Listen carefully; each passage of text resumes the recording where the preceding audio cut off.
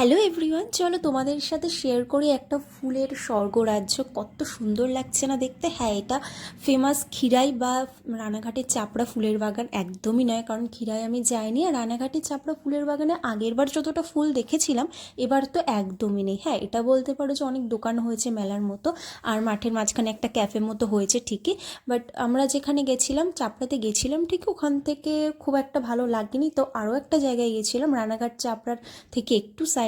চলো পুরো ভিডিওটা দেখো, তাহলে তোমরা বুঝতে পারবে।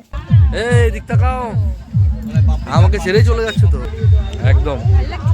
আমরা এমন একটা জায়গায় এসেছি সেখানে চাপড়ায় কি ফুল হয় তার 10 গুণ বেশি ফুল হয় এখানে। ওইখানে কিন্তু সেরকম কোনো ফুলই নেই, এখানেই দেখি বেশি ফুল, কিন্তু এখানেই মানুষজন নেই। ওইখানে এর 10% ফুল নেই। সত্যিই তাই, ওইখানে আমি ওই মেলা টেলা হয়ে গেছে। অবশ্যই আমি আপনাদের ভিডিওতে মেন লোকেশনটা শেয়ার করে দেবো। এই লোকেশনটা কোথায় আছে, চাপড়া থেকে বেশি দূর নয়, মাত্র 3 কিলোমিটার। ধানতলা রোডে উঠে সরু রাস্তা দিয়ে গিয়েই কাছেই, একদম পুরো রাস্তা থেকে দেখতে পাবেন। অত ভিড় ভাট কিচ্ছু নেই।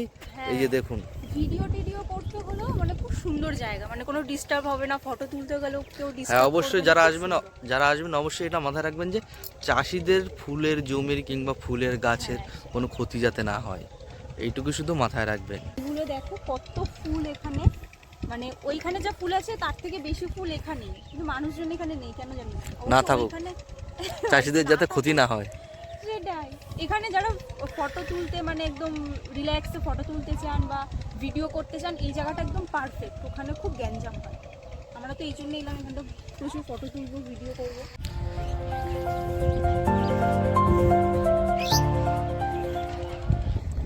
চলো আরও আছে দেখাবো। এখানে গোলাপ বাগান থেকে শুরু করে সব কিছু আছে, কিন্তু সব দেখানো হয়তো সম্ভব হবে না।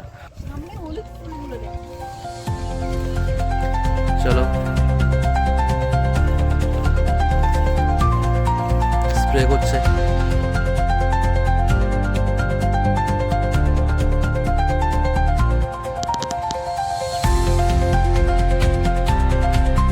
চলো সামনের দিকে গিয়ে চলো। চারিপাশে ফুলের জন্য যেই দিকে যাচ্ছি।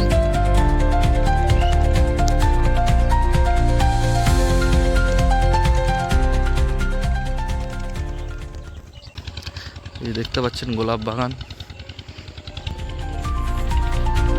চলো সময় করে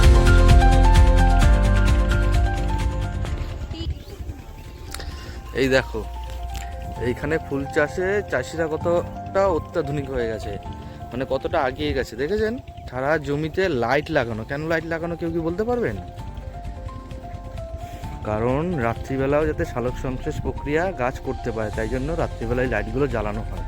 আর অবশ্যই মাথায় রাখবেন, আসলে কিন্তু এরকম তারগুলোতে কেউ হাত দেবেন না, অ্যাক্সিডেন্ট ঘটতেই পারে কখনো। কি গো, কেমন লাগছে?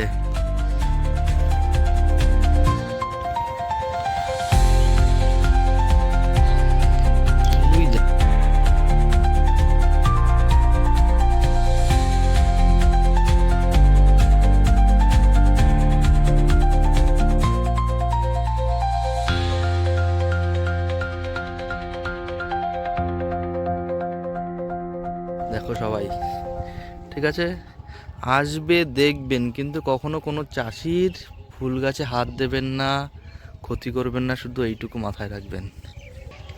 এইদিকে এগুলো এখনো ছোট ছোট কুড়ি হয়ে রয়েছে, বেরোবে, একদম পুরো সাদা হয়ে যাবে।